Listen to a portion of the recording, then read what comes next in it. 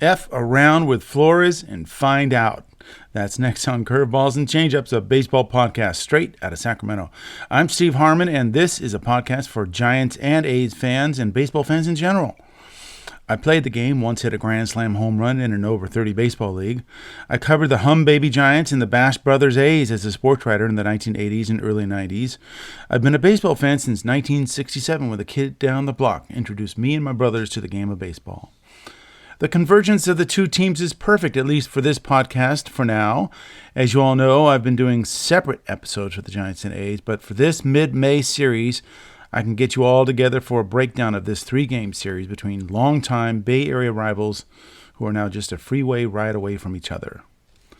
Let's get straight to it. Wilmer Flores had gone 18 games without a home run, stuck on 7 since April 21st when he was tied for the league lead in the National League. And then the A's effed around with him and found out.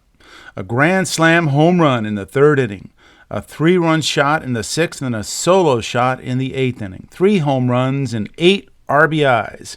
Wilmer Flores' best night in his career, coming in his 1,256th game, 4,400 plus at-bats in 13 years in the making since he came up as a 21-year-old kid with the Mets. Remember, my trivia question a couple episodes ago was who was the last Giant to hit 3 home runs in a game? The reason I asked that was because Willie Adames had hit 2 and came close to hitting a third. And if you remember, it was Jock Peterson in 2022, and he also had 8 RBIs in that game. And that was a wild one against the Mets. Every shot of Wilmer's went into the left field bleachers on that still night last night in Oracle. A couple of them just got over the wall, though the grand slam, he hit it at 106.7 miles an hour. Flores took over the team lead in home runs with 10. He also took the National League lead in RBIs with 41. He's tied for the Major League lead with Aaron Judge. The way he's going, Wilmer could easily eclipse his season high for RBIs, which is 71. It's hard to believe that's the most he's ever had in a season. He could also get more than the career high 23 home runs he hit 2 years ago for the Giants.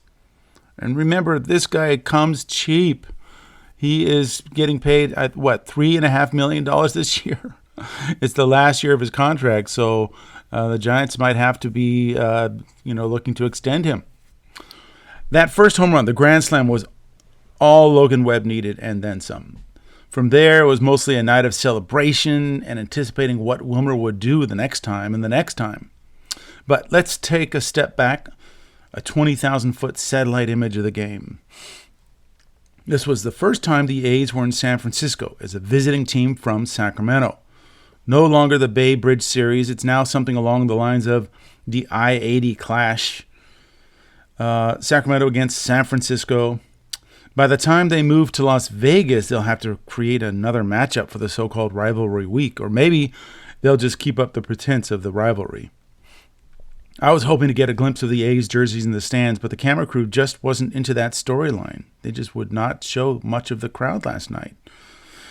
Could not get a good feel at all for whether there were many A's fans or not, other than knowing it was a capacity crowd. And there wasn't much to root for the A's fans, so we didn't get a chance to hear them if anything good happened for the A's. It's hard for a lot of people to see this as Sacramento versus San Francisco. People kept referring to the A's as Oakland. John Miller, the Hall of Fame play-by-play man, referred to the A's as Oakland at least 4 times.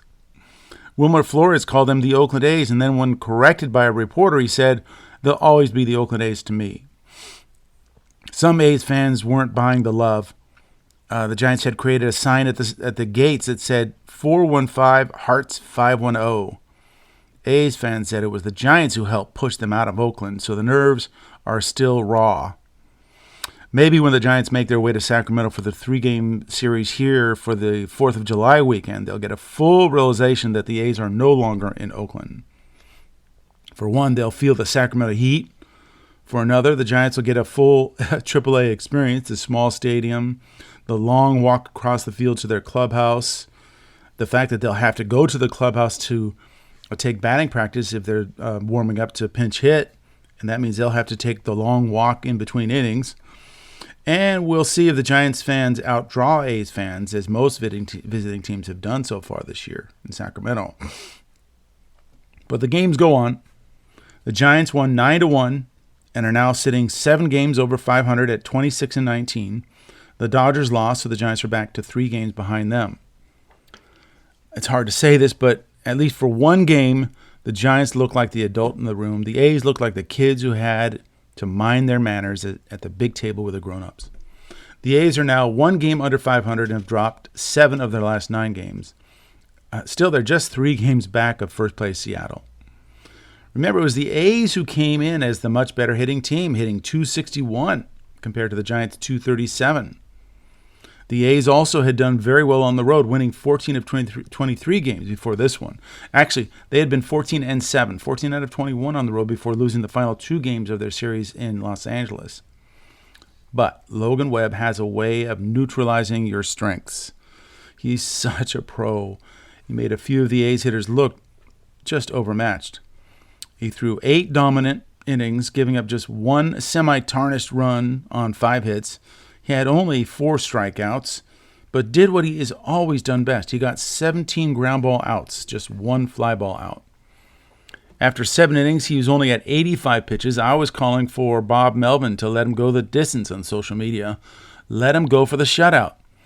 But by the end of the 8th inning, that wasn't going to happen. The A's touched him up for 3 singles, including 2 infield singles, and scored on a play that Patrick Bailey blew by dropping a 2-hopper at the plate. That would have cut down Luis Urias, foolishly trying to score from third down by 8 runs. Bailey tried to make a swipe tag before he caught it. There was no need for a swipe tag. That ball was there well ahead of Urias. Bailey needs to do better than that. So the shutout was gone, and Logan Webb was gone after 107 pitches, after 8 innings. Webb carved up the A's top hitters. Jacob Wilson, one of the top hitters in baseball with a .345 batting average, even struck out, swinging wildly at a sweeper that was a foot outside in the first inning. That was only the 10th time Jacob Wilson has struck out all year. Lawrence Butler struck out twice. The first time was a classic veteran move on the part of Logan Webb. Swing and misses on 2 changeups low, and then a 94 heater up for a 3rd swing and miss. Shea Langoliers got similar treatment in the 6th inning. Sinker, sweeper, and then 4-seamer up. Webb is now 5-3 with a 2.42 ERA. A's manager Mark Kotsay, trying to stay even-keeled about it, said, quote, "You're going to go through stretches like this in the season where a good offense gets shut down, and we've had that in the past. There's still a lot of confidence in these guys in the lineup and their ability to score. We've just faced really good pitching." All right, I want to take a deep dive into the grand slam home run by Wilmer Flores. JP Sears, the starting lefty for the A's, had gotten up to a really nice start in the first 2 innings. Went very smoothly, only an off-field single by Mike Yastrzemski. He'd thrown just 10 pitches in the first inning, struck out Willie Adames and David Villar in the second inning, though the Giants did take 19 pitches out of him, so he is at 29 pitches after 2 innings. The trouble in the 3rd inning started when he gave up a single to the struggling Patrick Bailey, and he was hitting on his weaker side as a right-handed hitter. He came up with a .179 batting average, but just .133 against lefties. That was 4 hits and 30 at-bats. But as Mike Krukow said, sometimes when you're struggling, if you're able to switch over to the other side in the batter's box as a switch hitter, you can go up there with a clean slate. And Bailey did that. He put on a nice, easy stroke for a single up the middle. The real trouble began with a long, drawn-out at-bats by Tyler Fitzgerald and Elliot Ramos. They both walked to load the bases, and by the time Flores was up there to hit, Sears had already thrown 17 pitches in the inning. After the game, Sears said, quote, "I obviously paid in the 3rd with those 2 walks before the home run." So pitching coach Scott Emerson came out to give him a breather, but that didn't turn out to be that helpful, because at that point, Flores went to work, and he wore Sears down. Foul ball, change up away, change up low, 93 up and away, fouled straight back for a 2-2 count. 92 down the middle, fouled. Slider away, foul. Sweeper, fouled. 93 up and in, fouled. That was 4 two-strike fouls. by Flores. And then he took ball 3, a 93 fastball up and away. So, with the count full and on the 10th pitch to Flores and 27th pitch of the inning, Sears came right down the middle and paid. Sears, again, quoting, said, "Flores had a good night tonight and a good at-bat there. He put a good swing on the fastball. I was trying to get in. It was just one of those nights I just didn't feel very sharp." Sears is now 4-3 with a 3.31 ERA. Flores wound up hitting home runs against 3 different pitchers. They all came on fastballs middle in. Some people just don't learn. All right, the question is Melvin a genius? Who knew that moving Flores up to the new number 2 slot would put him in a position to hit that grand slam home run in the 3rd? But the Giants have been so bad against lefty starters that Melvin could tinker with this lineup. Remember, for so long he had Willie Adames in the 2-hole.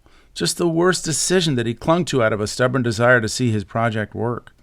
It really was an analytics decision. The trend was to put the team's top slugger in the 2-hole. You can blame Mike Trout, who won the MVP in 2013, hitting out of the number 2 spot in the lineup. But Willie Adames just was not equipped for that position. And finally, Melvin, just about a week ago, took him out of that spot and has lowered him in the lineup where he's felt more comfortable throughout his career hitting number 4 or 5. And that's where Willie Adames should probably stay for the rest of the year. Not everyone is built for that number 2 hole. The A's have done it with Brent Rooker, and that's also been a stinker. I think both of those decisions have proven wrong. But do you think analytics teams get pay cuts for that? No. Nobody really ever pays for mistakes they make on analytics decisions, do they? Ironically, Flores went into the 2-hole in the midst of that 18-game homerless drought. So it was more to get a guy in there who would hit the ball to right field behind runners, as Flores had been doing lately. In fact, when Flores was up there in his grand slam at bat, Mike Krukow was extolling the virtues of Flores and his ability to go the other way on line drives. And so that was really probably the expectation, was that Flores was going to hit behind the runners and go to the other way with his tendency to right field.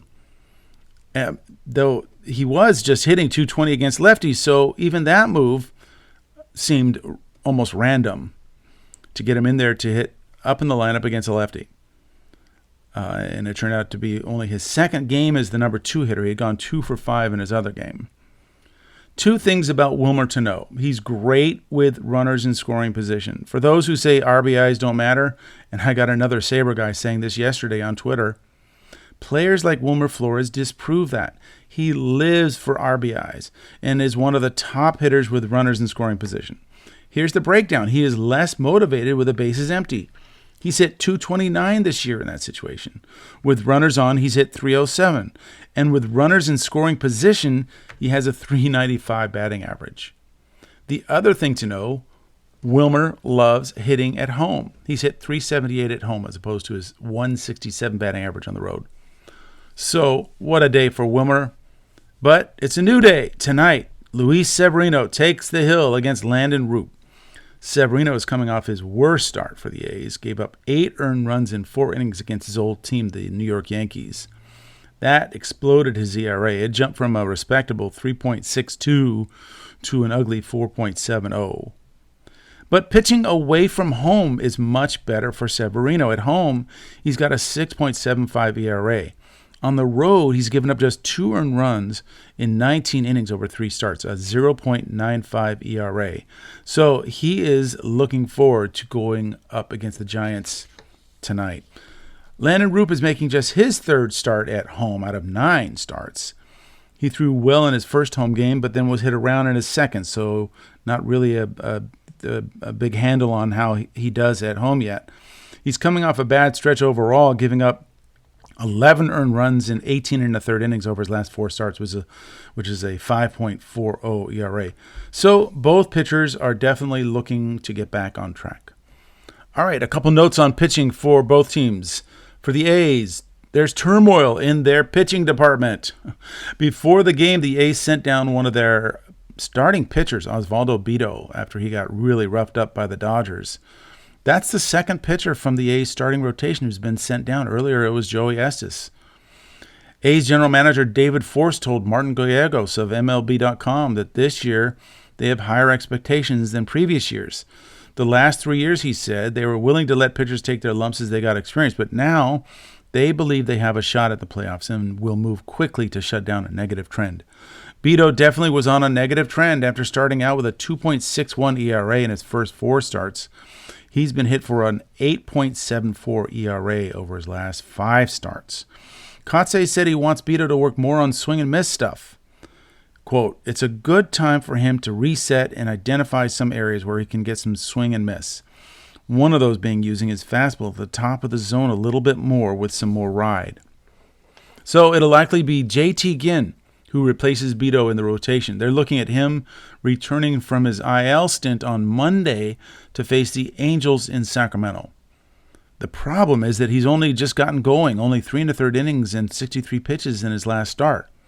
So they likely will not be asking much for him early on, and that means more work for the bullpen. On the Giants side, questions over the closer?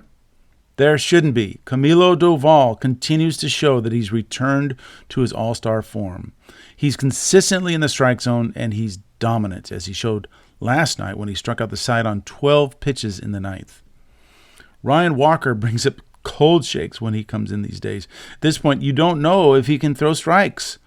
He's walked 5 in his last 3 1/3 innings, giving up 3 earned runs, and that was after he supposedly turned things around. Since his blow-up against the Angels when he blew one of 2 Justin Verlander wins, he's given up 9 earned runs in 7 1/3 innings, 12 hits and 6 walks in those 7 1/3 innings. He now has a 6.00 ERA. Doval has a 1.31 ERA in 22 games, and his whip is great, 0.73. That means walks and hits per innings is less than 1. He's given up only 8 hits, holding hitters to a 118 batting average, and walked 7 in 20 2/3 innings. My problem is that Melvin continues to use Doval earlier in the games, as early as the 6th inning, so that if Walker needs to be bailed out, Doval has already been burned. We shall see. All right, that's all I have for today is a little quick summary of what happened last night, and I'll be back tomorrow with another summary of today's game. Thank you for tuning into Sacramento's Curveballs and Changeups with me, your host, Steve Harmon. You can find Sacramento's best baseball podcast on Apple Tunes, Spotify, Amazon Music, iHeartRadio, YouTube, Odyssey, the podcast app, and wherever else you can listen to podcasts. Please hit the subscribe button so you can get notified when my next podcast is up. I'm also on Twitter, or what some call X, and Threads, and post my episodes there. If you see it there, please retweet or repost and tell your friends. It would be great to grow our baseball-loving community. Okay, until next time, lay off the slider low and away.